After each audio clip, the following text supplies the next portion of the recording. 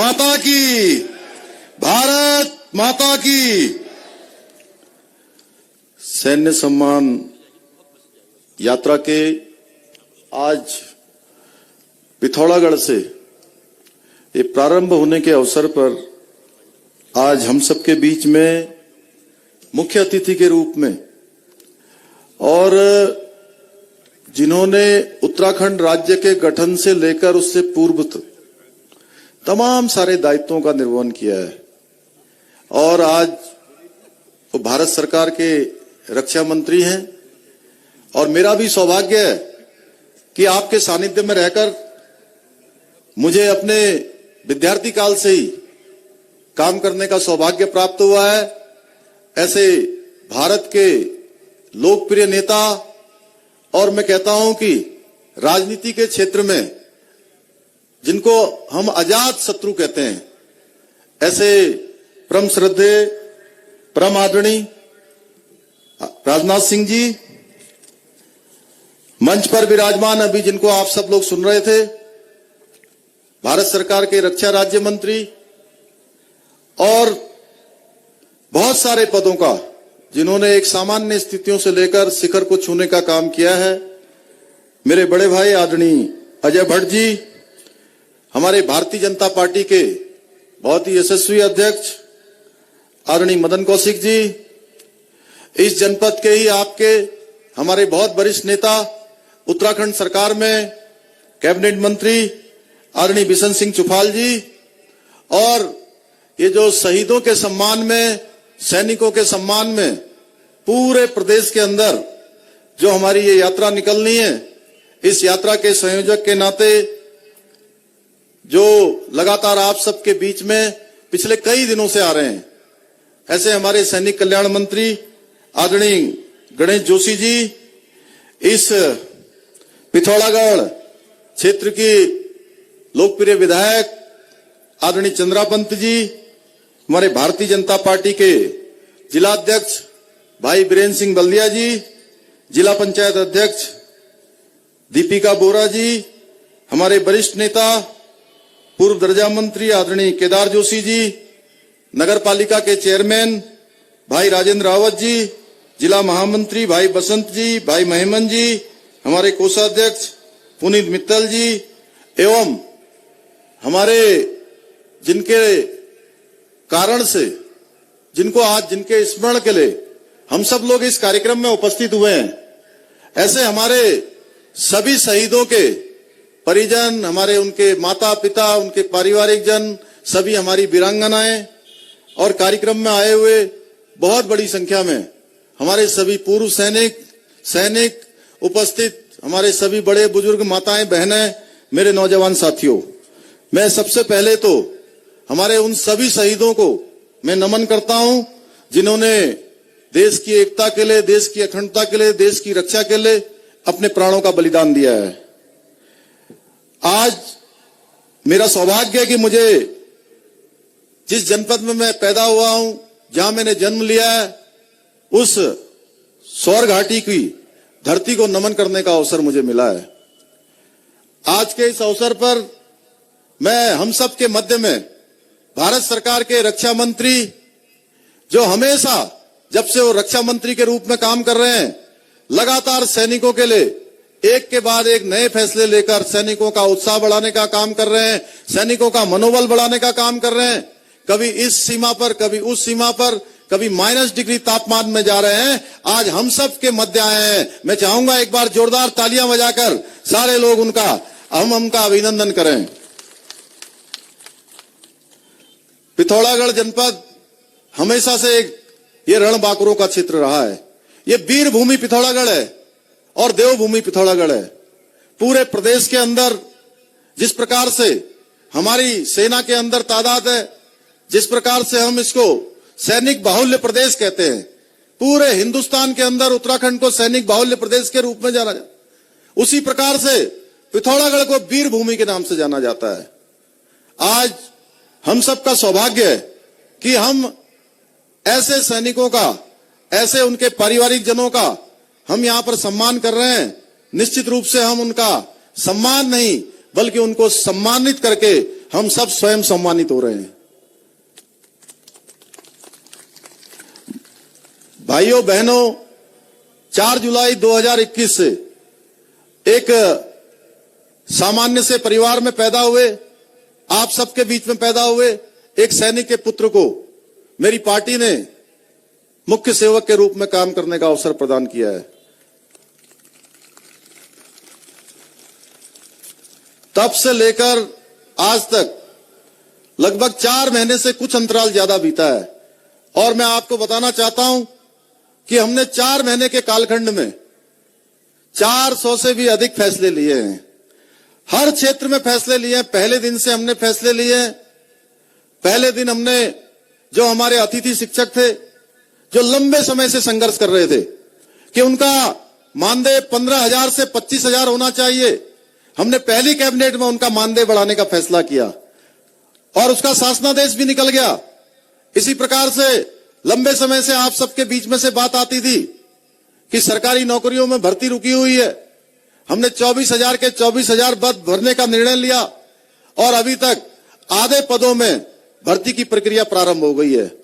हमारा लक्ष्य है कि आने वाले 2, 3, 4 महीनों में सारे के सारे पद भर दिए जाएं और उस दिशा में तेजी से काम चल रहा है। हमारे सामने बहुत सारी समस्याएं थी। हमारी आंगनबाड़ी बहनों की अलग समस्याएं थी। उनके बीच में से लगातार मांग उठती थी कि उनका मानदेय बढ़ाया जाना चाहिए। हमने उनकी मानदेय बढ़ाने का भी काम किया हमारी सरकार ने। इसी प्रकार से आशा बहनें, उनके बीच में से भी लगातार ये मांग उठती थी कि उनका मानदेय कम है। हमारी सरकार ने उनका मानदेय बढ़ाने का काम किया है। बिजली कर्मचारियों, चाहे सरकारी कर्मचारियों, चाहे उपनल के कर्मचारियों, हमने सबके लिए बीच का रास्ता निकाला है। हमारे ग्राम प्रधानों का भी हमने मानदेय बढ़ाने का काम किया है। स्वास्थ्य विभाग में हमने 207 जांचें मुफ्त में करने का निर्णय लिया है। पिछले 1 वर्ष से 1.5 वर्ष से जब से कोरोना महामारी आई है, तब से बहुत सारी परीक्षाएं हो नहीं पाई, प्रतियोगी परीक्षाएं नहीं हो पाई। इसलिए हमने तय किया कि ऐसे भाई बहन जो परीक्षाओं में भाग लेना चाहते हैं, जो नौकरी करना चाहते हैं, नौकरियों में आवेदन करना चाहते हैं, उनके 1 साल की जो आयु सीमा जो उनकी बढ़ रही है, उसमें कोई अंतर न पड़े कोरोना महामारी के कारण से, इसलिए 1 साल आयु सीमा बढ़ाने का भी हमारी सरकार ने काम किया है। इसके साथ साथ जो हमारे भाई बहन सरकारी नौकरियों में जाना चाहते हैं, उनको सरकारी नौकरियों में जाने के लिए, चूंकि इस कोरोना महामारी में आर्थिक तंगी के दौर से गुजर रहे हैं, उनको कहीं इधर उधर झांकना न पड़े, किसी की ओर देखना न पड़े, कहीं हाथ न फैलाना पड़े। कोई आवेदन भरने के लिए हमने एक भी आवेदन, सारे के सारे आवेदन निःशुल्क कर दिए हैं। अब उनको कोई भी प्रतियोगी परीक्षा में जाने के लिए कोई शुल्क नहीं देना होगा। इसी प्रकार से पिछले दिनों जब आदरणीय राजनाथ सिंह जी पीठसेन में आए थे, वीर चंद्र सिंह गढ़वाली जी की पुण्यतिथि पर आप आए थे, उस दिन मैंने वहां मंच से घोषणा करी थी कि हम स्वस्थ युवा स्वस्थ उत्तराखंड योजना उत्तराखंड में लागू करेंगे, जिसमें प्रत्येक ग्राम सभा में हम एक जिम खोलने का काम करेंगे। तो मुझे आज बताते हुए खुशी हो रही है कि आप जब यहां पहुंचे हैं, तो आपके यहां आने से पहले हमारी सरकार ने वो शासनादेश निकाल दिया है। अब प्रत्येक ग्राम सभा में एक ओपन जिम खोला जाएगा। ऐसे बहुत सारे काम पिछले दिनों हमारे प्रदेश के अंदर आपदा आई। आपदा के समय आपने लगातार हमारी चिंता करी। माननीय प्रधानमंत्री जी ने हमको 3 हेलीकॉप्टर सेना के आपने और माननीय प्रधानमंत्री जी ने यहां भेजे, जिससे 500 से भी ज्यादा लोगों की हम जान बचा पाए हैं। और मुझे बताते हुए ये आपको बताना चाहता हूं कि आपदा जो 2013 में आई थी, उससे भी ज्यादा बड़ी आपदा ये थी।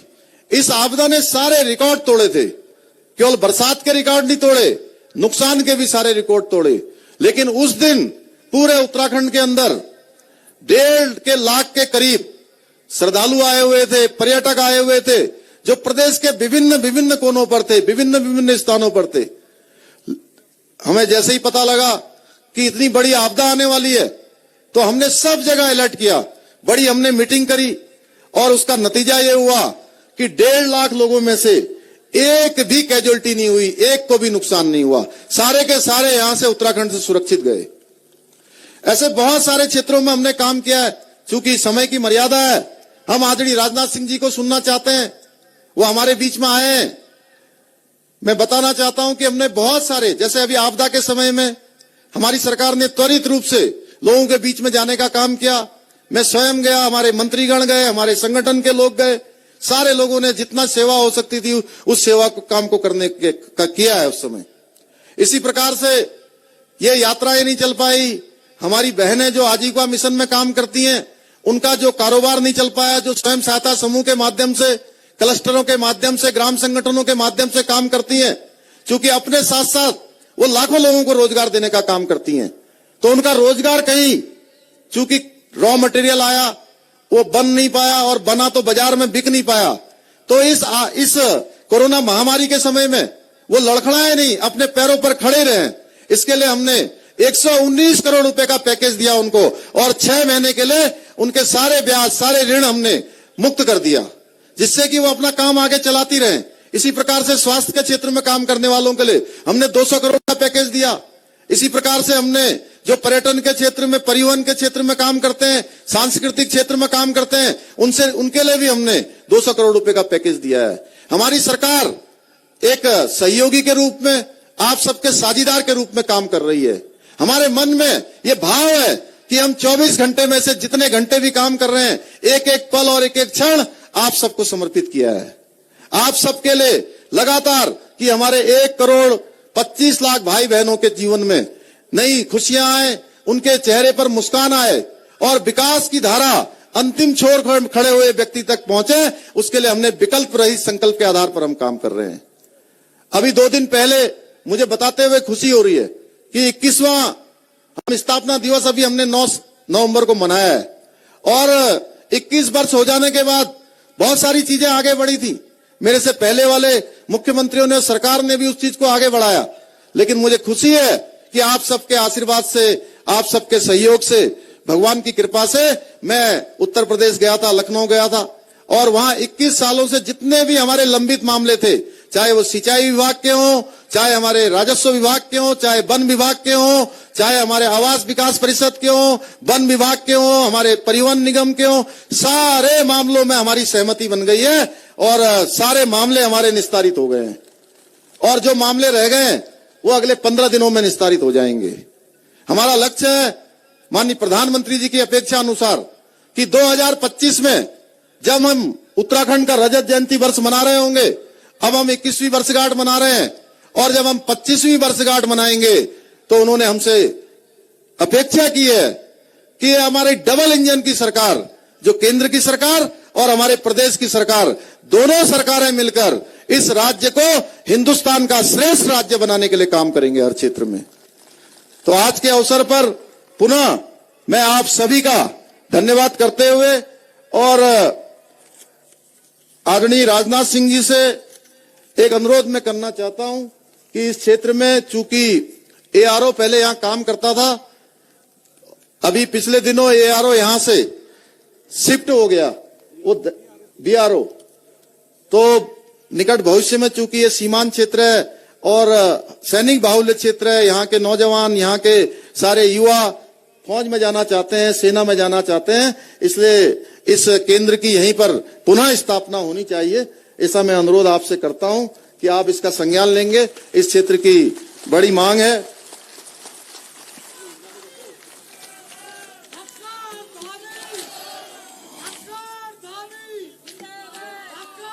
अभी पिछले दिनों सवाड़ में हम लोगों ने इस यात्रा का पहला शुभारंभ वहां पर हुआ था, जिसमें हमारी पार्टी के राष्ट्रीय अध्यक्ष आदरणीय जगत प्रकाश नड्डा जी आए थे। वहां पर केंद्रीय विद्यालय, चूंकि लंबे समय से वहां मांग है, उसके लिए जो भी औपचारिकताएं हैं वो हमारी सरकार करेगी। वहां के शहीदों के सम्मान में हम वहां पर केंद्रीय विद्यालय खोलने की सारी औपचारिकताएं पूर्ण करके केंद्रीय विद्यालय वहां पर खोलने का प्रस्ताव भारत सरकार को भेजेंगे। सवाड़ में स्मारक की भी देखरेख नहीं हो पा रही है, उसकी देखरेख के लिए भी जो जरूरी वहां पर कर्मचारी हैं उनकी व्यवस्था की जाएगी। साथ ही शहीदों के द्वार, शहीद स्मारक, पुराने सैनिक घरों के जीर्णोद्वार एवं जनपद पिथौरागढ़ में नए विश्राम गृहों तथा सैनिक अधिकारी के आवास निर्माण के लिए जो भी धनराशि होगी उसको तत्काल जारी किया जाएगा। आज के अवसर पर मैं आप सबकी तरफ से माननीय राजनाथ सिंह जी का पुनः इस पिथौरागढ़ की धरती पर पुनः आगमन पर उनका मैं स्वागत करते हुए, अभिनंदन करते हुए और अपने सभी शहीदों को और अपने सभी सैनिकों को नमन करते हुए मैं अपनी वाणी को विराम देता हूं। बहुत बहुत धन्यवाद। जय हिंद, जय भारत, जय उत्तराखंड। भारत माता की जय। भारत माता की जय। पिथौरागढ़ की इस धरती में उनका स्वागत कीजिएगा।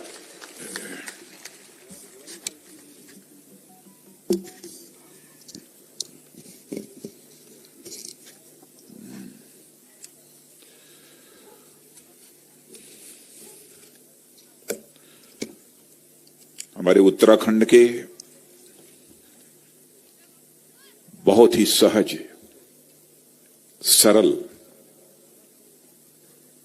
और निर्णय लेने वाले युवा मुख्यमंत्री श्री पुष्कर सिंह जी धामी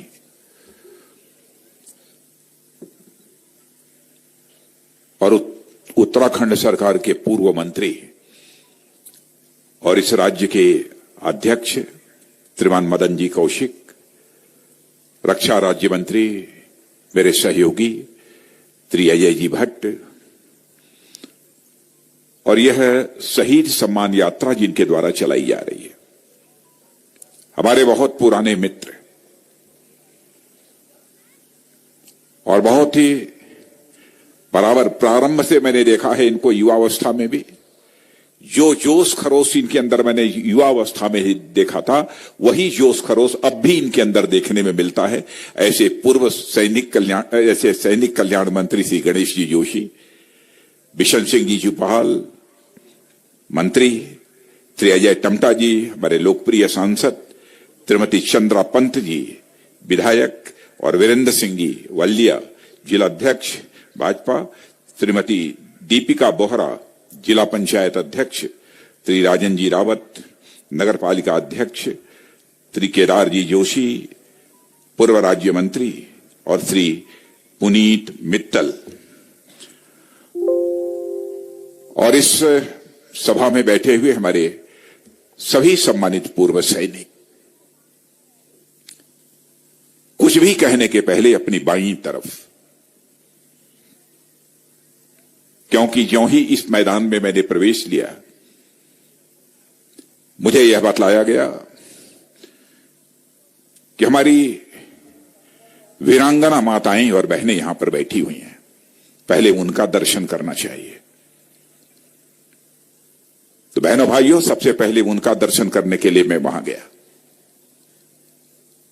कुछ भी मैं बोलना प्रारंभ करूं उसके पहले सभी अपनी इन वीरांगना माताओं बहनों के समक्ष अपना शीश झुकाकर उन्हें मैं प्रणाम करता हूं और जो हमारे शहीद हुए हैं उनकी स्मृति को भी मैं नमन करता हूं।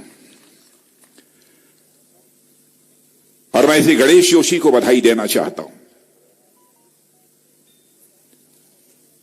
कि उन्होंने यहां के मुख्यमंत्री जी की सहमति से, पुष्कर सिंह धामी की सहमति से यह फैसला किया और मदन कौशिक जी की सहमति से फैसला किया कि इस देश की आन बान शान की रक्षा करने के लिए अपनी जिंदगी न्यौछावर करने वाले और जिंदगी न्यौछावर करने वाले ऐसे वीर, ऐसे शहीदों के लिए उनके सम्मान में हम एक यात्रा प्रारंभ करेंगे।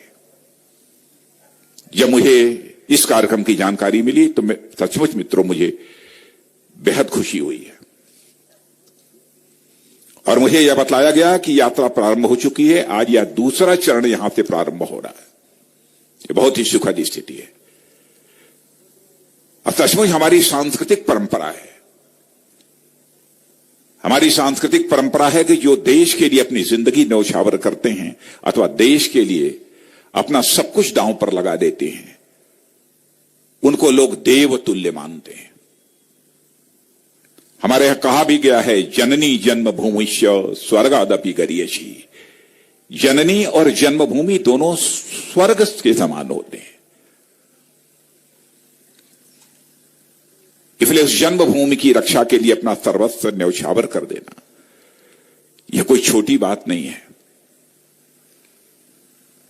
मैं उत्तराखंड राज्य के सभी लोगों के सभी परिवारों के प्रति सम्मान की अभिव्यक्ति करना चाहता हूं, जिन परिवारों के लोगों ने भारत माता की मान सम्मान स्वाभिमान की रक्षा करने के लिए अपने प्राणों की आहुति दी है। उत्तराखंड का जहां तक प्रश्न है, यह देवभूमि भी है, तपोभूमि भी है, वीर भूमि भी है। और मुझे बतलाया गया है कि यहां पर अब सैन्य धाम बनेगा। मैं जानता हूं कि यहां पर 4 धाम हैं, गंगोत्री धाम, यमुनोत्री धाम, केदार धाम और बद्री धाम। ये 4 धाम हैं। और यदि उत्तराखंड सरकार यहां पर 4था धाम सैन्य धाम बना देती है, तो मैं समझता हूं कि यह 5वां धाम होगा इस उत्तराखंड की धरती पर, बहनों भाइयों। और मैं मुख्यमंत्री जी से आग्रह करना चाहूंगा, गणेश जी को भी मैं कहना चाहता हूं, यह सैन्य धाम जो बनना चाहिए, ऐसा वैसा सैन्य धाम नहीं बनना चाहिए, औपचारिकता पूरी नहीं की जानी चाहिए। जितने भी हमारे शहीद हुए हैं, उन शहीद परिवारों से मिट्टी वहां आनी चाहिए और ठीक तरीके से कलश में उसकी वहां पर पूजा विधिवत की जानी चाहिए। तब सैन्य धाम का निर्माण प्रारंभ होना चाहिए। और यह भी संकल्प होना चाहिए कि भविष्य में भी जो भी हमारे उत्तराखंड के बहादुर भारत भूमि की रक्षा करने के लिए अपनी शहादत देंगे, उन परिवारों की भी मिट्टी यहां आएगी और सैन्य धाम में ही वह स्थापित की जाएगी। यह भी संकल्प लेने की आवश्यकता है।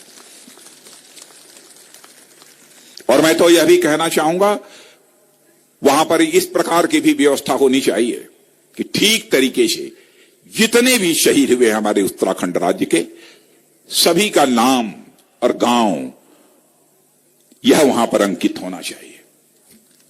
सभी का नाम और गांव अंकित होना चाहिए। और मैं तो यह भी चाहूंगा, कुछ इस प्रकार की व्यवस्था कीजिए कि मान लीजिए उत्तराखंड का किसी शहीद परिवार का कोई नौजवान दुनिया के किसी कोने में बैठा हुआ है, और जिस दिन उसके परिवार के उस सदस्य शहीद हुआ है, यदि उसको अपनी उस दिन श्रद्धांजलि वह अर्पित करना चाहता है अथवा उसकी स्मृति को नमन करना चाहता है, तो वहां से अमेरिका में बैठा है तो अमेरिका से ही डिजिटली वह अपने उस परिवार के सदस्य को जो शहीद हुआ है अपनी श्रद्धांजलि अर्पित कर सके। इस प्रकार की व्यवस्था भी की जानी चाहिए। और आजकल के इस तकनीकी युग में इस प्रकार की व्यवस्था की जा सकती है। मैं तो मानता हूं कि सचमुच उत्तराखंड की हर गली, उत्तराखंड का हर शहर, उत्तराखंड का हर नगला, ये सभी अपने में एक पवित्र धाम है। लेकिन एक व्यवहारिक रूप से सैन्य धाम बनाना एक अच्छी सोच है और मैं इसका मैं स्वागत करता हूं। बहनों भाइयों, अभी कुछ ही दिनों पहले मैं गया था गढ़वाल, वीर चंद्र सिंह जी गढ़वाली की प्रतिमा का अनावरण करने। सचमुच वहां पर जो मैंने उत्साह देखा वह अद्भुत था। मेरा भी मानना था कि गढ़वाली जी को उचित सम्मान मिलना चाहिए और उचित सम्मान हमारी उत्तराखंड की सरकार ने भी उनको दिया है, इसमें कहीं दो मत नहीं है। जैसा अजय भट्ट जी ने बतलाया, कभी 2 दिन पहले ही मैंने 18 तारीख को, परसों ही मैं रिजांगला गया था। जैसा मुझे बतलाया गया, चीफ ऑफ डिफेंस स्टाफ ने बतलाया, आर्मी चीफ ने, वहां मौजूद सारे लोगों ने, कि आज तक कोई डिफेंस मिनिस्टर रिजांगला में आया नहीं था। पहले भी मुझे बतलाया गया था। रिजांगला में इस बार भी क्या हुआ है इसकी आप सबको जानकारी होगी। 1962 का भारत और चीन का जो युद्ध हुआ था, रिजांगला में इसी हमारे कुमायूं बटालियन, कुमायूं के रहने वाले लोगों ने, 13 कुमायूं बटालियन के 124 जवानों ने जो करिश्माई काम किया है बहनों भाइयों, उसको यह भारत कभी भूल नहीं सकता। जब हमने उनकी शौर्य और पराक्रम की गौरव गाथा सुनी, तो मैंने चीफ ऑफ डिफेंस स्टाफ और आर्मी चीफ को मैंने कहा कि मैं वहां जाऊंगा। और यह अपना विचार 5 महीने पहले मैंने व्यक्त किया था। मैंने कहा कि वहां पर कुछ स्मारक बना है कि नहीं बना है तो कैसा बना है। तो बताया साहब एक बना तो है, जहां पर हमारे 114 जवान जो शहीद हुए थे, स्मारक बना है, लेकिन वैसे ही वो करके एक जैसे सामान्य एक स्मारक होता है वैसा बन गया है। मैंने कहा नहीं, भले ही भारत और चीन सीमा का बॉर्डर हो, लेकिन वहां पर भव्य स्मारक बनना चाहिए। और बहनों भाइयों, मैं तो कहूंगा, आमंत्रित करना चाहता हूं अपने सभी सम्मानित पूर्व सैनिकों को कि अब जाकर देखिए किस प्रकार का वहां पर स्मारक इस बार बना, भव्य स्मारक बना है। और मैं दावे के साथ कह सकता हूं कि ऐसा बना है कि अब भारत के कोने कोने लोगों से जब उन लोगों को जानकारी प्राप्त होगी तो वे देखने के लिए जाएंगे कि रियांगला में अब कैसा स्मारक बना है इतने वर्षों के बाद। वहां पर भी अपने बहादुर कुमायूं बटालियन के नौजवानों को श्रद्धांजलि अर्पित करने के लिए मैं वहां गया था। क्या बहादुर की थी हमारे कुमायूं बटालियन के वीर जवानों ने। बहनों भाइयों, जैसा मुझे बतलाया गया कि 114 हमारे जवान शहीद हुए थे और 114 जवान, उन्होंने भी करिश्माई काम किया था। बतलाया गया मुझे कि लगभग 1200 से अधिक चीनियों को मारने में भी उन्होंने कामयाबी हासिल की थी। मेजर शैतान सिंह का नाम आपने सुना होगा, उन्हीं के नेतृत्व में वहां की लड़ाई लड़ी गई थी। तरह तरह की दास्तां लोगों के मुंह के द्वारा उन्हें सुनने को मिलती है। वहां जब मैं गया तो एक रिटायर्ड ब्रिगेडियर, जो कि उस कंपनी को कमांड करने वाले थे, कंपनी कमांडर आरवी जटार, वो हमको मिले। उम्र काफी अधिक थी, 27 रही होगी, 28 87 रही होगी, 90 रही होगी, ऐसे ही आसपास की उम्र थी। और वहां पर -20 डिग्री, -20 डिग्री का टेम्परेचर था। मैंने देखा कि हम सब तो यहां पर आ गए हैं और हमारे आरवी जटार साहब वह भी इस उम्र में इस स्थान पर आ गए। लोगों ने जो ही परिचय कराया, मैंने देखा कि उनके आंखों में जो रोशनी हमको दिखाई दी, बहनों भाइयों, जो उनकी आंखों में हमको शौर्य और पराक्रम और जज्बा जो हमने दिखाई दिया, स्वाभाविक रूप से मेरा हाथ उनके चरणों पर चला गया।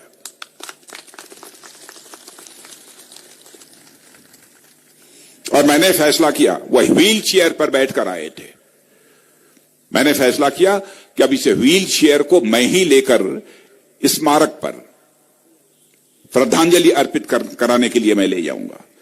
और उनको वहां पर मैं स्वयं ही व्हील चेयर पकड़कर अपनी श्रद्धांजलि अर्पित कराने के लिए उनको लेकर गया था। मैं समझता हूं कि भारत के हर नागरिक का यह जिम्मेदारी बनती है, जो हमारे शहीद हैं, शहीद हुए हैं, उन शहीदों के परिवारों के प्रति एक सच्चा, एक सम्मान का भाव उनके अंदर होना चाहिए। और मैं आपको याद दिलाना चाहता हूं कि जब हम लोग सरकार में आने की लड़ाई लड़ रहे थे, माने लड़ाई मैदान की लड़ाई नहीं थी, चुनावी लड़ाई थी, 2014, उस समय मैं भारतीय जनता पार्टी का अध्यक्ष था और आज के हमारे आदरणीय प्रधानमंत्री नरेंद्र मोदी जी प्रधानमंत्री के उम्मीदवार थे। हरियाणा में पहली सैनिकों की सार्वजनिक सभा हुई थी और हमारे सारे सम्मानित पूर्व सैनिकों ने आवाज उठाई थी कि 1 रैंक 1 पेंशन की बात 40 वर्षों से चल रही है, या तो इसकी चर्चा ही बंद हो जानी चाहिए, और इस चर्चा यदि हो रही है तो हमारे ये तो सैनिकों को दिया जाना चाहिए। उसी समय आज के प्रधानमंत्री आदरणीय नरेंद्र मोदी जी ने वादा किया कि नहीं, हम सरकार बनने के बाद पूर्व सैनिकों को 1 रैंक 1 पेंशन की सुविधा देंगे। और बहनों भाइयों, आपने देखा कि सरकार बनने के बाद देर नहीं लगी, 40 वर्षों की जो समस्या थी उसको चुटकी बजाकर हमारे प्रधानमंत्री ने उसका समाधान निकाल दिया। आगे भी उसमें और कुछ भी होना है, कुछ विलंब हो रहा है 1-2 साल का, रिवीजन वगैरह की भी बात चलती है, उसका भी समाधान निकलेगा। मैं जब रक्षा मंत्री के रूप में अपनी जिम्मेदारी का निर्वाह कर रहा था, या जब से करना प्रारंभ किया, तो बीच में यह भी बात आई थी कि साहब 2006 से पहले के जो नायब सूबेदार हैं उनको रिवाइज पेंशन का लाभ नहीं मिलता। ये सारे नायब सूबेदार जो 2006 के पहले के हैं, उनके साथ बहुत बड़ा अन्याय है, जुल्म है। मैंने सारे अधिकारियों को बुलाकर पूछा, लोगों ने कहा था वहां ऐसा होता है, और ऐसे लगभग 75,520 ऑनरेरी नायब सूबेदारों थे जिनको कि लाभ नहीं मिल रहा था। मेरे भाइयों, मैंने तुरंत उसी समय आदेश कर दिया कि 2006 के पहले के भी जो हमारे नायब सूबेदार हैं उनको रिवाइज पेंशन का लाभ दिया जाना चाहिए, और मुझे कहते हुए खुशी हो रही है कि अब उनको रिवाइज पेंशन का लाभ यह मिल रहा है। 60 सर्विस कमीशन के माध्यम से सेना में आए अधिकारियों को उनकी शिकायत थी कि सेवा से मुक्त होने के बाद रैंक लगाने की उन्हें इजाजत नहीं दी जाती है। बहनों भाइयों, वह तारीख तो हमको याद नहीं है, लेकिन मैं समझता हूं कि इसी 2 वर्ष के भीतर की ही बात होगी, जब से रक्षा मंत्रालय का दायित्व मैंने संभाला है। उनको तुरंत हमने रैंक का उपयोग करने का भी अधिकार दे दिया अपनी तरफ से। मैंने जितना हो सकता था वह करने की कोशिश की है। 50 सालों से यह भी मांग आई कि नेवी और एयरफोर्स के जो पर्सनल्स के लिए पेंशन रेगुलेशन है वह रिवाइज नहीं हो पाया था वर्षों से। हमने दिसंबर 2020 में ही तीनों सेनाओं के पेंशन रेगुलेशन को रिवाइज करने का भी आदेश दे दिया, किसे भी कर दिया जाए। पहले जब मैं एक बार ऐसे ही फाइल आई, किसी ने कहा नहीं, कोई प्रस्ताव भी नहीं आया था, कोई एक फंड एलोकेशन हो रहा था कि किस काम के लिए कितना पैसा खर्च किया जाएगा। जब एलोकेशन हो रहा था तो उसने कहा ये जो बैटल कैजुअलिटी होती है, बैटल कैजुअलिटी के मामले में लोगों को 2 लाख रुपया दिया जाता है एक्स ग्रेशिया। बहनों भैया, मैंने कहा कि इतनी महंगाई, सब कुछ बढ़ गई, इतने साल गुजर गए, 2 लाख रुपया कब से चला रहा? कैसा भी 20 वर्षों से 25 वर्षों से चला रहा। मैंने कहा कि 2 लाख नहीं, अब इसको बढ़ाकर 4 गुना तो पहले चटपट कर दीजिए, और 2 लाख से बढ़ाकर वो 8 लाख रुपया बहनों भाइयों उसी समय मैंने कर दिया आदेश। मैंने पूर्व सैनिकों के पेंशन से जुड़े जितने भी मामले अटके भटके लटके रहते हैं उनका विस्तारण करने के लिए भी एक डेडिकेटेड पेंशन ग्रीवांस सेल है, वह भी स्थापित कर दिया गया है। और शायद हमारे सम्मानित पूर्व सैनिकों को मालूम होगा कि लगभग 97% मामलों का निस्तारण हो जाता है। अब जो बातें मैं कह रहा हूं कि हो सकता है कहीं पर कोई कमी रह गई हो, यदि हमारे संज्ञान में आएगा तो मैं निश्चित रूप से उसका निराकरण करूंगा। मैं पूरी तरह से आपको यकीन दिलाना चाहता हूं, क्योंकि मैं अपने पूर्व सैनिकों के मामले में भी बहुत ही संवेदनशील हूं। जितना हो सकता है मैं अपनी तरफ से करने की कोशिश करता हूं। ECHS की सुविधा, अब तो यह वर्ल्ड वार सेकंड के वेटरन्स इमरजेंसी कमीशन ऑफिसर्स के साथ साथ 3rd सर्विस कमीशन के अधिकारियों को भी देना हम लोगों ने प्रारंभ कर दिया है। पहले शायद यह नहीं दिया जाता था ना, पहले नहीं दिया जाता था, लेकिन इसको भी देना प्रारंभ कर दिया है। मेरा मानना है कि सैनिक हो अथवा पूर्व सैनिक, इनके सम्मान के लिए जो कुछ भी करना होगा बहनों भाइयों, चाहे हमारे प्रधानमंत्री आदरणीय नरेंद्र मोदी हो अथवा राजनाथ सिंह हो, वह सदैव करने के लिए तत्पर रहेंगे। मैं अपनी तरफ से आपको विश्वास दिलाता हूं, पूरा भरोसा दिलाता हूं। और आज बहनों भाइयों, जब हम लोग कार्यक्रम यहां पर आयोजित कर रहे हैं पूर्व सैनिकों के सम्मान में, तो आपको इस बात की जानकारी है कि आजादी के 75 वर्ष पूरे हो रहे हैं और हमारा भारत आजादी का अमृत महोत्सव मना रहा है। बड़े धूमधाम से यह अमृत महोत्सव मनाया जा रहा है। अभी कल झांसी में हम लोग थे। झांसी में हमारे आदरणीय प्रधानमंत्री जी भी थे। और आपको जानकर खुशी होगी कि प्रधानमंत्री जी की यह कल्पना थी कि आजादी का जो अमृत महोत्सव मनाया जा रहा है वह साधारण तरीके से नहीं मनाया जाना चाहिए। महारानी लक्ष्मीबाई 19 नवंबर जिनका जन्मदिन है, उस अवसर पर कम से कम 3 दिन का कोई न कोई कार्यक्रम झांसी में ही आयोजित किया जाना चाहिए और कार्यक्रम कुछ किले में ही होना चाहिए और भव्य कार्यक्रम 3 दिनों तक झांसी में इसी आजादी के अमृत महोत्सव के अंतर्गत जो है मनाया गया था। कल प्रधानमंत्री जी वहां थे। रानी लक्ष्मीबाई की जयंती के अवसर पर इस प्रकार का भव्य कार्यक्रम मैं समझता हूं कि इस देश में कभी नहीं हुआ होगा। सुभद्रा कुमारी चौहान ने तो उस रानी लक्ष्मीबाई के बारे में लिखा है, गुमी हुई आजादी की कीमत सबने पहचानी थी, दूर फिरंगी को करने की सबने मन में ठानी थी। चमक उठी सनसत्ता मन में वह तलवार पुरानी थी, खूब लड़ी मर्दानी वह तो झांसी वाली रानी थी। महारानी लक्ष्मीबाई उस अवसर पर भी, क्योंकि जिन लोगों का भी योगदान रहा है आजादी को हासिल कराने में, बहनों भाइयों, हमारी सरकार सबको स्मरण कर रही है। जहां तक हो पा रहा है सबके प्रति अपनी सम्मान की अभिव्यक्ति भी कर रही है। भगवान बिरसा मुंडा, कभी किसी ने सोचा नहीं था भगवान बिरसा मुंडा के बारे में भी सारे देश भर में जयंती मनाई जाएगी आदिवासी समुदाय के। लेकिन हमारे प्रधानमंत्री जी ने फैसला किया कि अब जो बिरसा मुंडा जी का 15 नवंबर जन्मदिन है, उस दिन सारे देश में जनजातीय गौरव दिवस मनाया जाएगा और सारे देश में जनजातीय गौरव दिवस मनाया गया और यह प्रतिवर्ष मनाया जाएगा, क्योंकि आजादी की लड़ाई में हमारे जनजातीय समुदाय का भी बहुत बड़ा योगदान है। इतिहास के पन्नों को पलट कर दी कोई पढ़े तब उसे बात में अच्छी तरह आ जाएगी किस प्रकार का उनका योगदान है। बहनों भाइयों, सब कुछ मिलाकर हम लोग मिशन मोड में इस समय काम कर रहे हैं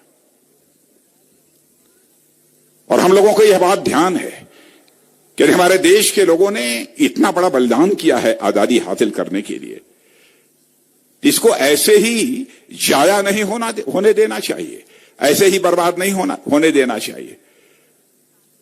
भ्रष्टाचार, नाकामी, यह सब सारी चीजें कितनी बढ़ गई थी। लेकिन मैं कह सकता हूं कि हमारे प्रधानमंत्री ने जिस तरीके से मिशन मोड में काम करना प्रारंभ किया है वह अद्भुत है। मैं याद दिलाना चाहता हूं आपको, श्री राजीव गांधी जी हमारे प्रधानमंत्री थे। प्रधानमंत्री कोई हो, किसी पार्टी का हो, कोई फर्क नहीं पड़ता। प्रधानमंत्री होता है, उसके प्रति हृदय से सम्मान की अभिव्यक्ति भी की जानी चाहिए। एक बार राजीव गांधी जी ने भी कहा था, करें क्या, ऊपर से 100 पैसा भेजता हूं लेकिन नीचे पहुंचते पहुंचते बामुश्किल 100 पैसे में 15 पैसा लोगों की जेब में पहुंच पाता है। लेकिन आप इस सच्चाई को स्वीकार करेंगे कि आज के प्रधानमंत्री नरेंद्र मोदी जी ने एक ऐसी व्यवस्था बना दी है कि 100 पैसा ऊपर से भेजते हैं तो 100 का 100 पैसा लोगों की जेब में पहुंचता है, 100 का 99 नहीं होने पाता है। डीबीटी के माध्यम से बंदरबाट की व्यवस्था पूरी तरह से वह समाप्त कर दी है। 18,000 गांव में इतने वर्षों तक बिजली नहीं पहुंची थी, बिजली पहुंचने का सिलसिला प्रारंभ हो गया था। यह भी हम लोगों का संकल्प है कि 2024 समाप्त होते होते हिंदुस्तान में एक भी व्यक्ति शेष नहीं बचेगा जिस व्यक्ति को अपना सिर ढकने के लिए छत न मुहैया हो जाए, ऐसा एक व्यक्ति भी नहीं मिलेगा। हम लोगों का यह भी संकल्प है कि 2024 समाप्त होने के पहले ही ऐसे हालात पैदा हो जाएं, कोई भी गरीब से गरीब व्यक्ति भी यदि बीमार पड़ता है, इलाज के अभाव में उसे दम न तोड़ना पड़े, एक ऐसी मुकम्मल व्यवस्था की जानी चाहिए। इसीलिए हेल्थ कवर, आयुष्मान भारत योजना प्रारंभ की है। हम लोगों ने यानी प्रतिवर्ष 5 लाख रुपए तक का मुफ्त इलाज होगा, और एक वर्ष में यदि वह बीमारी ठीक नहीं होगी तो दूसरे वर्ष भी 5 लाख रुपए में उसका मुफ्त इलाज होगा। यह है आयुष्मान भारत योजना। हर किसान के खाते में 6,000 रुपया सीधे पहुंच रहा। हम लोगों का यह भी संकल्प है कि 2024 समाप्त होते होते हर घर जल मिलना चाहिए, और हर घर जल जो मिलना चाहिए वो नल के माध्यम से जल मिलना चाहिए। हर घर में नल और हर घर में जल पहुंचने का संकल्प यह भी हम लोगों ने कर रखा है। बहनों भाइयों, बड़ी से बड़ी चुनौती हो, यदि करने की इच्छा है, दृढ़ इच्छा शक्ति है, चुनौती पर विजय प्राप्त की जा सकती है। कोविड का इतना बड़ा संकट था, इतनी बड़ी महामारी थी। आपने देखा अमेरिका, ब्रिटेन, फ्रांस, रूस जैसे देशों की हालत क्या थी, घुटने टेक दिए।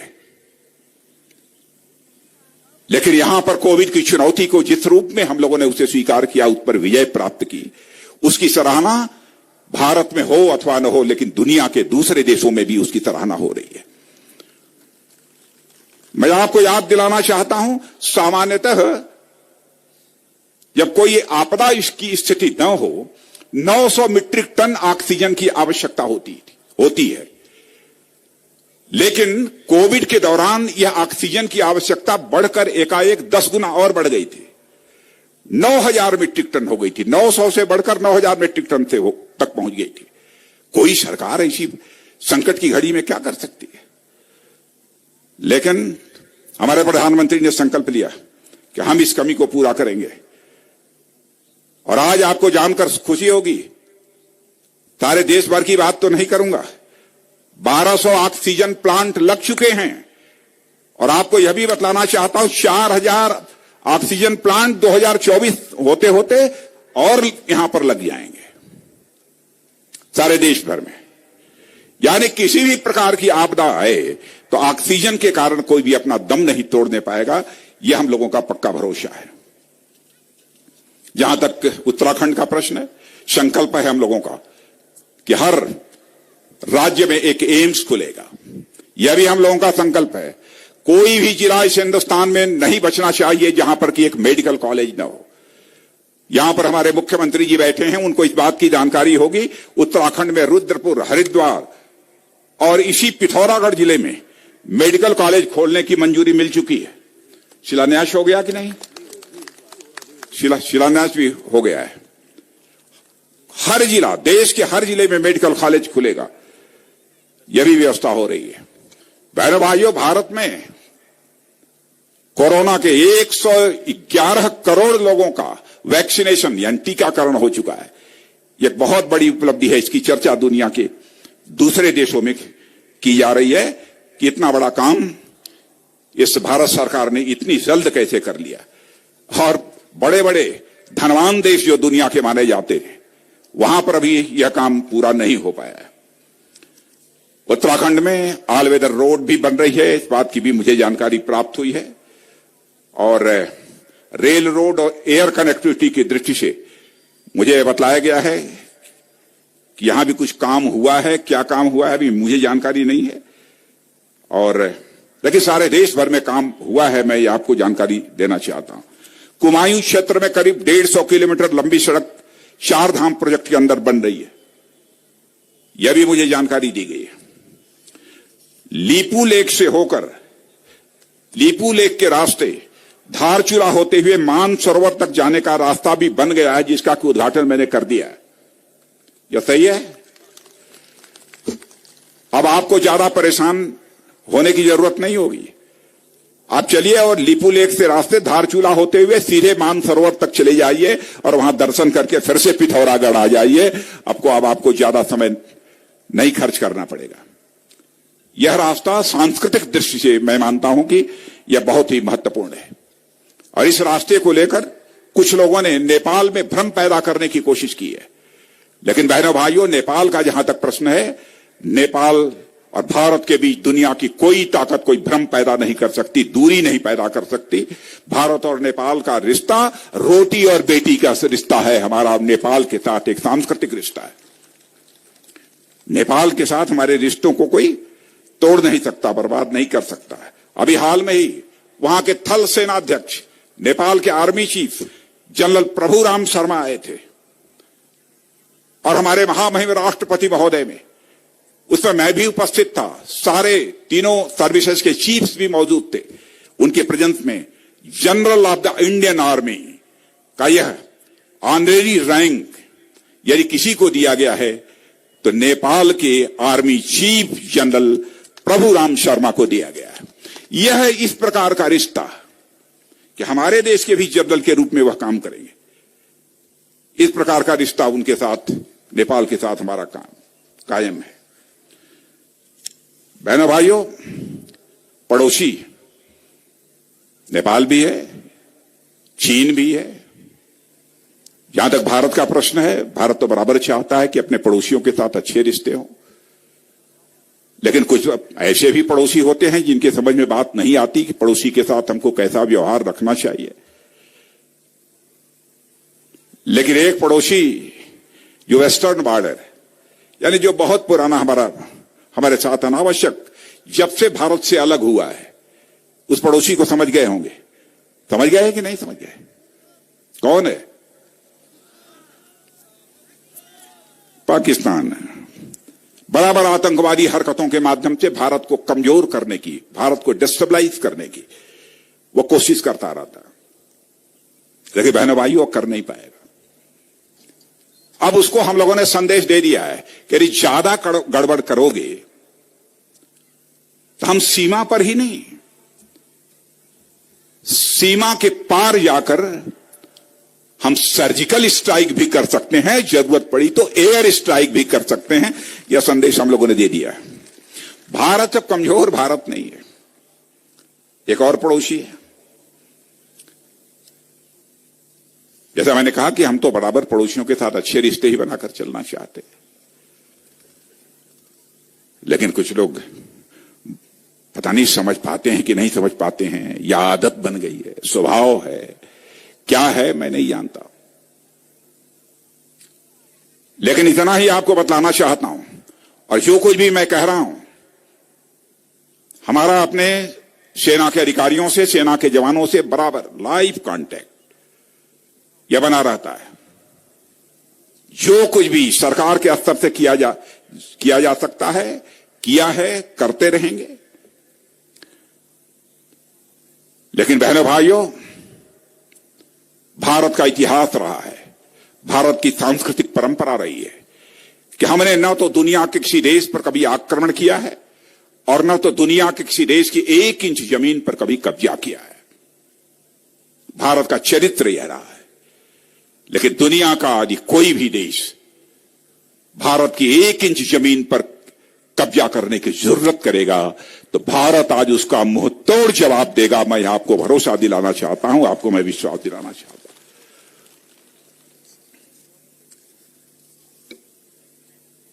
1971 की जो डिफाइनिंग विक्ट्री रही है, उससे भी आप सब अच्छी तरह परिचित हैं। किसी को भ्रम नहीं होना चाहिए। जहां तक उत्तराखंड का प्रश्न है, उत्तराखंड के मुख्यमंत्री के बारे में कहना चाहूंगा, मैं देखता हूं स्वभाव से भी बहुत ही सहज हैं, सरल हैं, लेकिन जब इन्होंने खड़े होकर मुझे बतलाया कि हमने 3-4 महीने के अंदर 400 घोषणाएं कर दी, तो सचमुच हमको तो आश्चर्य हुआ कि मैं भी मुख्यमंत्री रहा हूं, इतनी जल्दी इतने 400 निर्णय ले, यह कोई छोटी बात नहीं है। उधम सिंह नगर में एक स्पोर्ट्स कॉलेज भी बनाया जाएगा, इसका भी फैसला शायद कर दिया। यह अच्छी बात है।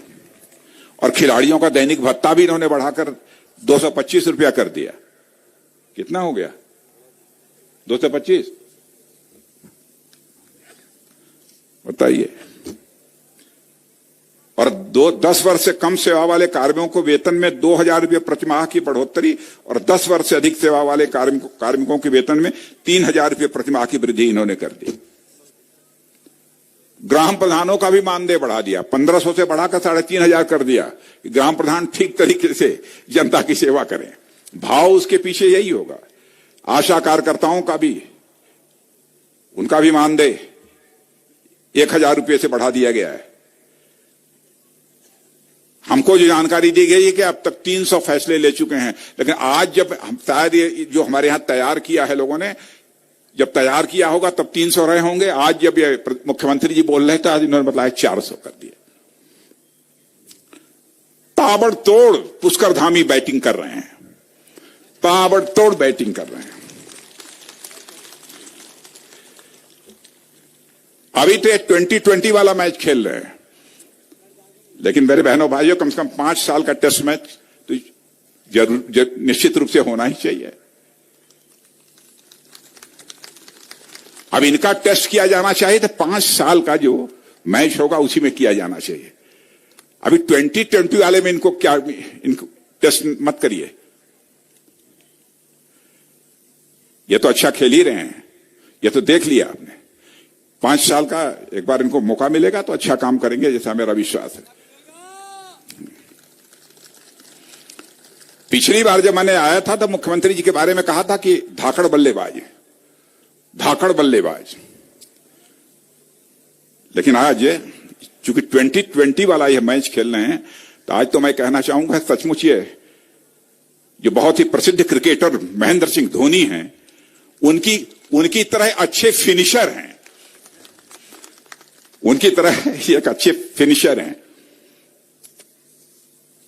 और मुझे पूरा विश्वास है कि मुख्यमंत्री श्री पुष्कर सिंह जी धामी राज्य की चिंता करें, लेकिन इस उत्तराखंड राज्य में हमारे सैनिक परिवारों की, जो सैनिक सीमा पर इस समय अपनी जिम्मेदारी का निर्वाह कर रहे हैं, उनके परिवारों की चिंता करें। हमारे जो पूर्व सैनिक हैं उनकी चिंता करें, जो शहीद हो गए हैं उनके परिवारों की सदैव चिंता करें। मैं समझता हूं कि देश के शहीदों के प्रति यही श्रद्धांजलि होगी और देश के बहादुर जवानों के प्रति यही सम्मान होगा। इसी भाव को लेकर वह आगे बढ़ें, उनके लिए हमारी शुभकामनाएं हैं। और इन्हीं शब्दों के साथ पुनः आप सबके प्रति सम्मान की अभिव्यक्ति करते हुए और देश के शहीदों के प्रति भी सम्मान की अभिव्यक्ति करते हुए और उनकी स्मृति को नमन करते हुए अपना